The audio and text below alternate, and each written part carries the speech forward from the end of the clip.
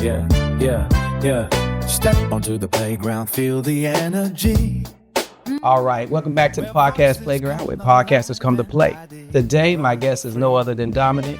Y'all might know him. Y'all might have seen them photos, but if you haven't, you need to check it out here on Facebook and Instagram, so don't play with it.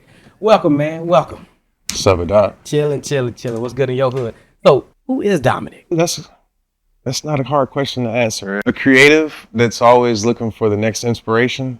An individual pretty much willing to almost shoot anything outside of heights. I'm terrified of heights. So for everybody that's out there paying attention, please don't get me on another bridge. I mean, for content purposes, I will do it, but the entire time I'm literally shaking in my boots. But a family guy, that's the biggest person of who I really am. I started most of this because of my family. Christmas pictures one year, honestly. And when she told me how much it was going to cost me to have those family pictures printed out. You were like, I'm going to do it myself. Yeah, those were my exact words. I literally told myself, we're not going anywhere else to get pictures by anyone else anymore. I'm going to take care of the family pictures from today on forward. So that is pretty much me in a nutshell, man. I mean, I'm probably one of the most approachable people you can meet, but at the same time, I'm always going to put family first. Them first, and a lot of people don't understand that about me. So I guess I'm complex to some. Complex to some and caring to others. Yeah. So let me ask you another question. Even though family, Christmas photos is what made you kind of drive that path, what made you hold on to it? Because I mean, you could have took them photos and been like, all right, we good. The creativity was what was your driving factor to keep going?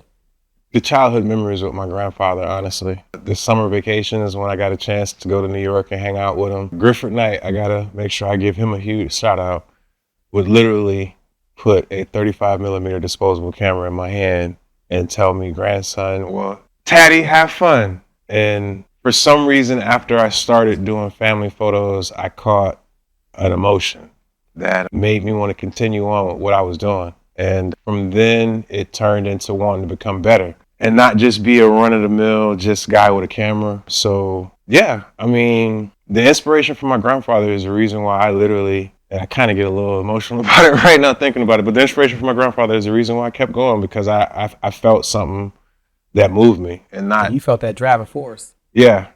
And, I mean, it really did push me to want to become one of the... Where you at now? Yeah. And man, that's beautiful. I ain't gonna even lie. I'm still amazed some days that I'm actually at a point where I'm at right now. I've always been more or less the underdog in the industry, I guess. So this wave that's happening is still surreal for me, honestly. I just like to shoot. And so what would you say if you had to pick your favorite style of shooting? What type of style would that be? Versus like events, portraits, family photos, weddings, This is going to sound crazy, but creating a conceptual art, taking away the events. The events are cool. Weddings are outstanding. They're fun. You meet a lot of wonderful, interesting people. But prime example, I mean, looking at this backdrop behind me and automatically thinking of something like a Socrates style photo shoot is what really brings all this together for me. This is where I get my joy. This is where I enjoy every second of it, and even the stress. I'm not even gonna front. Even the anxiety and the stress that I have before photo shoots. I love it all, honestly. I don't know why, but it just does something. Because you're not from Jacksonville. Actually, born and raised. A lot of people don't realize that. Yeah, born and raised in Jacksonville. Okay, so born and raised here in Jacksonville, because I'm from Jacksonville myself. How would you say your view of the photography community is? From then to now? Yeah. Just, like your view, like my view would be that this community is very niche. It's very niche. It's very people worried about what camera you have versus do you know how to use the camera you have. They're worried about what you're going to do for them versus working with you to build something. From then all the way up to your most recent stuff. Back then, it was going in one direction, if you honestly want my honest opinion. It was more of, if you want my assistance, if you want my help, if you want my knowledge, it's going to cost you. Yep. And it was very niche and very, you're going to pay me for what I know. Yeah. And that part was the biggest disconnect for me, because I didn't have those resources that a lot of folks had, where I can drop $1,000 to learn lighting from, at the time, you know, Blue Francois, or, you know, his counterpart. Or there was one other guy that I hit up and was like, yo, teach me lighting. And they told me the price. And I was like, bro, I got to eat. You know, and I love Blue. Don't get me wrong. I love Blue. Blue is my guy. I don't mean to say that. Blue is a guy I still follow very strongly to this day. And I'm highly impressed with his work. So I just couldn't afford that price, bro. Look, I met some amazing photographers, and I've met some hellified egos, or my French. But at the end of the day, I look at what I'm in this for and what I hope to get out of it. Now, as far as where it's at now, the industry's come a long way to a certain degree. You've got more of the newcomers that are more susceptible to, hey, can you teach me? Or, hey, can you show me? Or, hey, I'm going to show you. Where compared to when I first got started, you know, if you ask for help, you know, what's wrong with you? Yeah, what's wrong with you? Why don't you know this? Why haven't you figured it out? You call yourself a photographer, and that's why I use the word underdog loosely, because YouTube was my best friend in the beginning. Hey, your best friend. I be on YouTube like it's a second house. Yeah. When they say YouTube University, they aren't lying. I mean, you can learn every aspect of your camera using YouTube. And so if you had to tell somebody getting into photography today, just from scratch, they don't have no camera, they don't have anything. They just walked up to you and said, Dominic, I want to know, how can I get into photography? What would you tell them? Don't do it. He's like, look, here, kid, here's a college education. Go that way. Yeah, don't do it to yourself. No, all jokes aside, have a business plan in the beginning. Don't just jump into it. Have a clear direction. Have a path that has an end game. Don't just look at everybody else that has a camera and go, I can do that too. Have an understanding of what you're getting yourself into. Know that this is a competitive industry, and you're going to lose friends, and you're going to get a lot of friends. You're going to get your feelings hurt, and you're going to get stood up more times than you can imagine by models that tell you that they're going to show up. But if this is something that you're really, truly passionate about, then it doesn't matter. It doesn't matter at all. Just continue to follow your heart, because that's what's gotten me to this point. Honestly, I've had more cancellations, bro,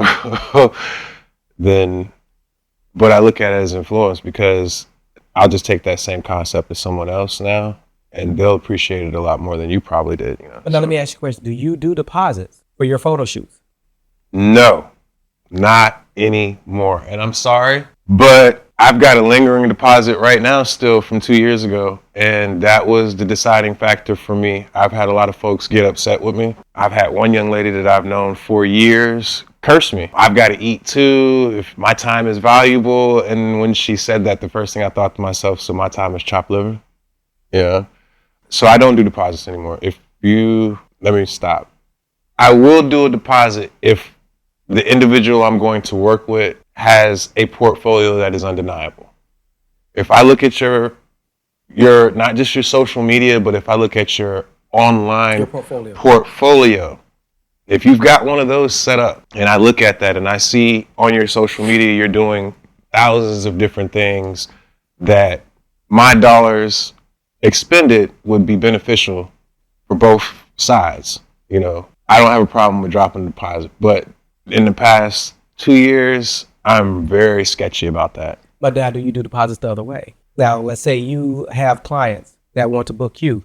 Are you loving what you do to make your time valuable enough for these people to want to put the deposit down? Yeah, I'll say yes. And I mean, just the feedback from some of my clients, definitely. Because we bring an experience. We don't just show up with the materials. I've pulled from guys like yourself as far as creating an experience for individuals.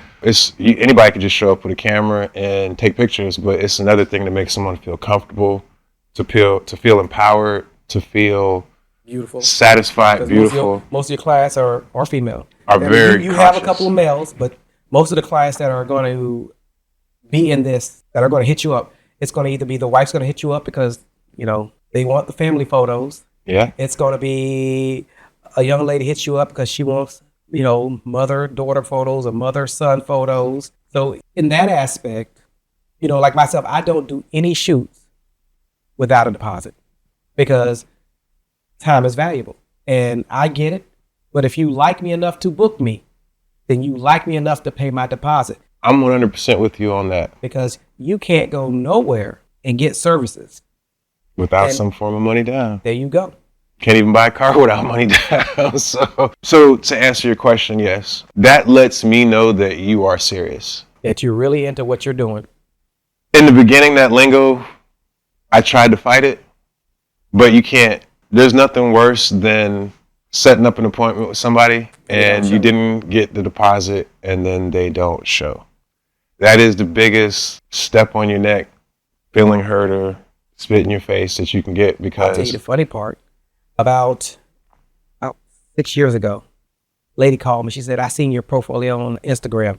I said, oh, okay, cool. She said, they're not that great, but I need a photographer. I said, well, then you don't need me, click. I haven't gotten to that point First yet. of all, you don't call me out of desperation and then you insult me. Yeah. But yeah, you want my services. So she calls back. She goes, I didn't mean it like that. Well, I tell you what, I don't generally work with clients like this. You have to find the clientele that you're used. You have to find that person you're used to because I'm not that person. I commend you a lot on that because I still haven't found the word pattern to put together to bounce back whenever I normally... Niceness. Yeah. Niceness kills it all because you have to be willing to stand up for what your time is valuable. One, your time is valuable because anytime you take doing photo shoots or video work or anything outside of your family, it's taking time from your family. Mm-hmm. So if that time is not valuable to them, it needs to be valuable to you. And that should be a big red flag too.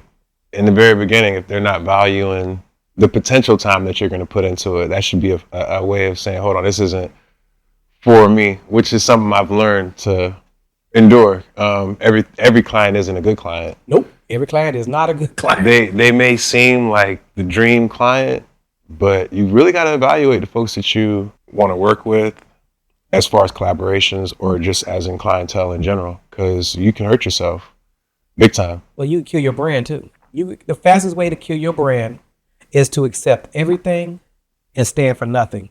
Yeah. Been there. Because you'll take all kinds of work. Like me, I don't do weddings because they're time consuming. And I personally, there's nothing wrong with weddings, but I just don't have that time. You must have known that was going to be my next question because mine was Bridezilla. Well, I never had any bridezillas. I never had any bad experiences, but I know that weddings take a lot of time and that's not something that I have a lot of because when I go from one shoot to the other shoot, or I go from setting up one video conference or one video interview, I don't have the time in there to set to just a wedding. Yeah. Because weddings require a lot. You know, I had a young lady hit me up Friday, and this is where having a community and a team comes into play because I was like, I can't do it, but I know somebody who can, and I sent her his information. He can go knock that out. He has that kind of time. Okay. So it's more or less having the people on your team that you're not trying to play crabs in a bucket with that allows you to elevate the people around you instead of holding everything down and just be like, nope, I don't know nobody. Yeah. And that's the hard part is finding the right individuals for your community. Because anybody's going to, yeah, I want to be down. I'm game. And then when it's time, you're like, hey, bro, da, da, da, da. And they're like, oh, man, yeah, I can't. Or, my dog just died. Or, you get that. You get that feeling at that point, like, you're not for the community. You're for self. And yeah, I've gotten better at deciphering those people. Well, too, you look at people's work and see if their work is close to your work. And you look at the personalities to see if they mesh. Because if you're not one of those people that are willing to learn, yeah, then you already closed-minded. I can learn something every day from anybody. I think I hit you up not too long ago because I was saying that I felt like I could elevate more from what I was already doing, but I just couldn't figure it out. And so you hit it on the head. It's you can never learn too much, especially in this industry. There's always a new trick or a new idea that somebody's projecting that, you can either use in your day-to-day of what you're doing with photography or not. But there's always space to learn. And I get so frustrated when I run across those photographers that feel like they know the entire playbook. I'm not gonna lie, I laugh because generally when I go someplace, you see the ones who are super serious and because I come in to have fun. Whether it's a photo shoot or a video event, I come in to have fun. Can't take because this I'm stuff not too worried about what serious. my end product's going to be. So I'm there to have fun. You got those ones that are stone face, like, Oh yeah. do one of these numbers to get you out of the way. And it's like, bro, it's not that serious. It is over too much business in this city for us to. Well, think about this is if you build a true network, businesses will have to pay the price of the network. It means nobody's got these low behind $20 prices. I never understood that. Look, if you're willing to do a photo shoot for $20, you're learning. And you're And going I to burn get out. it. I get you got to start somewhere because everybody starts somewhere. But you still taking a $400 camera doing a $20 photo shoot. By the time you get back up to that $400 out of that $20 photo shoot, You and burnt go out. edit those half awful pictures because you know you done took 200 photos for no reason. Yeah. Just to find hopefully the good 6 or 10. Yeah. That $20 is gone. You practically spent that in gas getting there and the water that you needed to drink. But Correct. I never understood. I've run across a lot of that. And I was like, you don't feel like you're worth more than that?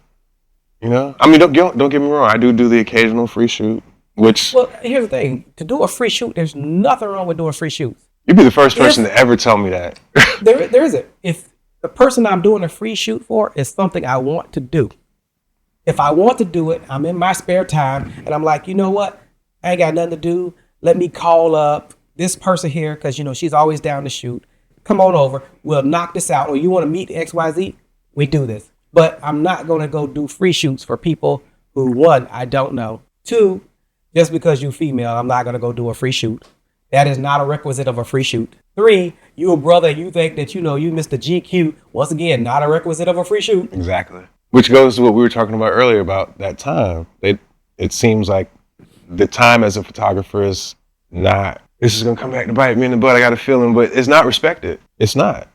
It's not respected. We're looked at as a chess piece on a board that can be moved around however they feel like. We need you over here today. Now we need you over here. And we need you to adjust your whole life of what you're doing right now to. So, like I was saying, in the photo industry, time is everything. Yeah. Even in the video industry, time is everything. If people don't value what you do, they're not going to want to pay for it. And they don't realize that they're spending time too. So why wouldn't you want to pay for a good product? I think it's more or less because everybody feels like they can get it cheaper. And that's what 2025 taught me is value and understand your worth. Just because somebody says, oh, $250 is too much. I realize what I produce for someone as far as outside of quality, just as far as product itself.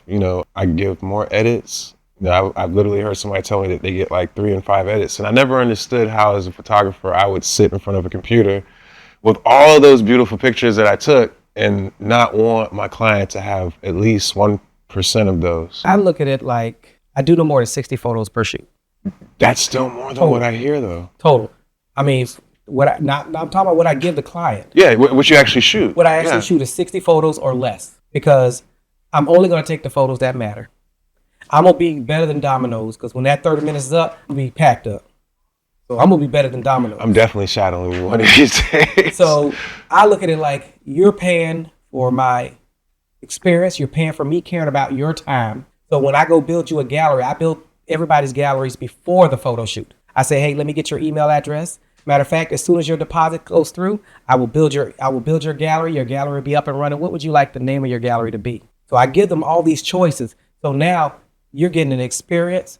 So you're seeing my professionalism. I'm not saying, let me send you a Dropbox. Let me get you a thumb drive. So I'm giving you these runnings that you're going to get in your experience that the next new person or the next person out there doing it, they have their own way of doing it. And that's great. That's what differs us from each other. Right. But I know that when I tell you $250 or I tell you $350 or even for headshots, if I tell you $500, you're going to be happy at you're paying for two things. You're paying for the experience and you're paying for the quality that I'm going to give you. And I'm not going to give you 3 edits. I'm not going to do that. I'm going to give you 1 edit. I'm going to give you a great experience and you're going to call me back. But that's what it's all about. You want to create something to where you have that return client. And that's what I've structured myself around 100% is putting out a product that makes someone want to call their friend and say, Man, you wouldn't believe what the experience I just had during this photo shoot, you know? And a lot of the times I get that lingering, continuous client that goes beyond just the photos. You know, now we're friends because the experience was just, it wasn't just a click and shoot. It was more like I felt like I was a part of the family at that moment, That's you know? what you do. But you also pay, they also pay for the fact that you adapted to their personality. My last photo shoot, it was for a young lady who was graduating nursing school. Did you post that one? I think I saw that one. I think I posted one or maybe one of her photos. Because generally, I don't post any of my clients' photos. I like for my clients to go through their gallery, do whatever they're going to do with it. I might do it 6 months to 7 months down the line. I might post a photo, or I send people to my website to look through these galleries. But she was like, will you go to Orlando and do my graduation party in Orlando? No, Jason will not go to Orlando and do your graduation party in Orlando. Jason, don't travel like that. But I will find somebody who will do it, will give you close to that quality or the same care. Because once again, it's not about gatekeeping. It's about building your network. You build your network. I can say, hey, Dominic going to Orlando. Here you go. You're going to knock this out. It's $350. It's $500. They're going to pay for you to stay tonight. So you're going to get a free hotel room and the food. And you're going to go down there and knock their photos out. When you get done, you send them to me. And I will throw them in their gallery, and it'll be another happy customer. And we're definitely on the same page as that, but it's the receiving end after you've done that is where the community part really comes in. That's when you really know who you have on your team, and if they're for the community and not just for themselves, because you'll start to see that you're throwing business, but then when it comes time for it to come back around the other way, it's like, well, you can't make it to it. I can do it for you. It's like, no, I'll adjust my time. I'll figure it out. I'll get it done. You know, I'll figure that part out. You know, don't worry about it. But somebody that comes to you like that, they're not on your team. Oh, they don't stay there long. If somebody's on your team, they're not going to hit you with, man, you know, I be having stuff to do. I got a client, but you know, I think I'm going to go ahead and just take care of it myself. But that's where I was saying 2025 taught me a lot. And that's where I was also saying earlier where I've lost a lot of close people to me that for the past 10 years, I really thought were on the same team as me and were on the common focus goal. When I literally started saying more no and started making sure that family was first, then they were never on your team. They were only there as a weight on your back to get what they could get. And once they couldn't get nothing, they was on to the next person they could wait out. But that weight feels so much better off my back now. Yeah. I'm so glad that I actually know your worth. Yeah. I mean, that's the same thing for videographers. If you finna go out here and shoot something, a 2-hour gig for $150, know your worth. It's not worth it. Which leads us all the way back to the whole $20 shoot thing, man. Like, I don't understand how somebody can do that to themselves. I mean, but I tell you what, the happy part is the fact that, one, you're up and rolling. You're putting out some awesome photos. Because, like I said, I'm not afraid to tell when somebody's stuff is good, it's good. What's the point of sandbagging somebody and their stuff is good? You just hate for no reason. Congratulate people instead of pulling them down, and your stuff is good. I definitely appreciate it, big bro. I don't hear that often. I really don't. And I think that's where the psyche comes in, where I'm always trying to outdo the last shoot. And well, you don't never want to lose that either. Don't ever lose the fact that every shoot you do, you want to be better than the shoot you did. Because let me tell you, the studio we sitting in, it started with 3 black curtains and a bad echo. Let me tell you, it was, when I say horrible, it was horrible. Yeah. Now, we heavily financed up in this game. Yeah, I walked in and was like, wow.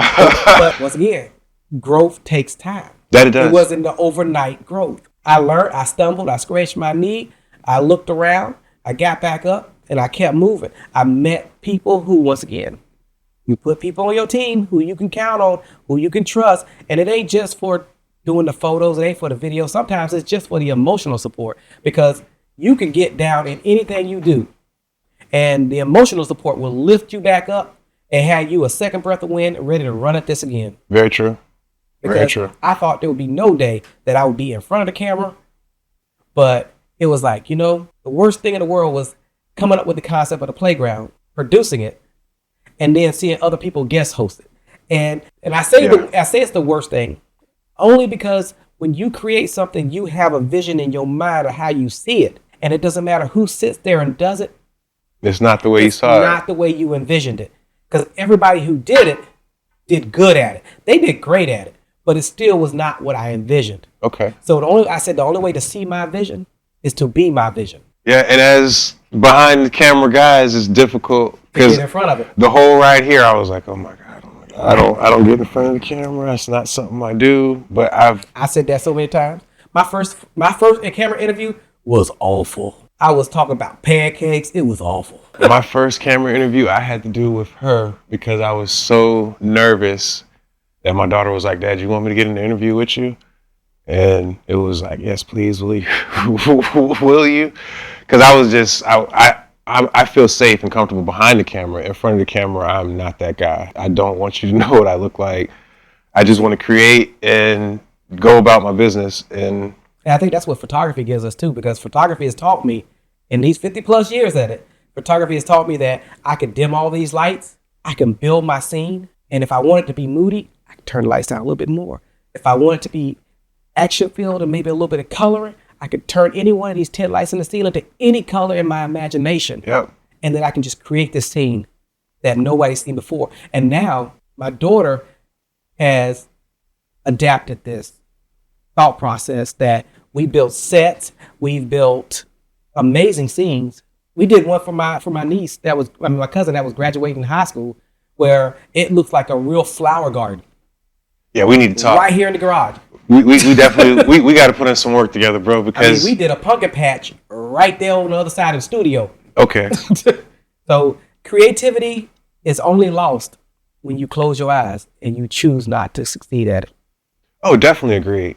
Especially for a guy that can look at anything and draw inspiration from it. It's yeah, I definitely agree with that 100%. It only stops when you stop. It does. So with that being noted, I'm going to ask you, do you want to tell people where they can find you at online? You can find me on Facebook and Instagram under Dominic Donnie Photos, DOMINIC, Dion, DIONNE Photos. And as always, you are always welcome to come back on the playground.